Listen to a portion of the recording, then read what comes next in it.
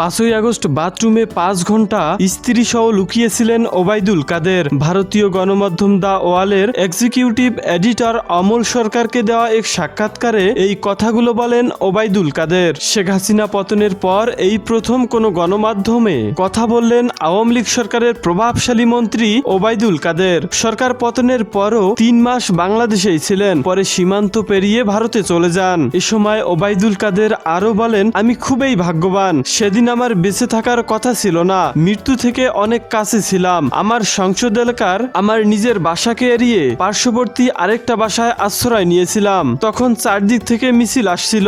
আমি যে বাসাটায় ছিলাম তারা সে বাসাতেও হামলা করে। তারা জানতো না আমি সেখানেই আছি। তারা আমার বাসা লুটপাট করেছে, কিন্তু আমি যে বাসায় গিয়ে আশ্রয় নিলাম সেখানেও ছাত্র জনতা ঢুকে পড়বে এটা কখনোই ভেবে উঠতে পারিনি। আওয়ামী লীগ সরকার পতনের পর প্রভাবশালী এ মন্ত্রী বাংলাদেশে 3 মাস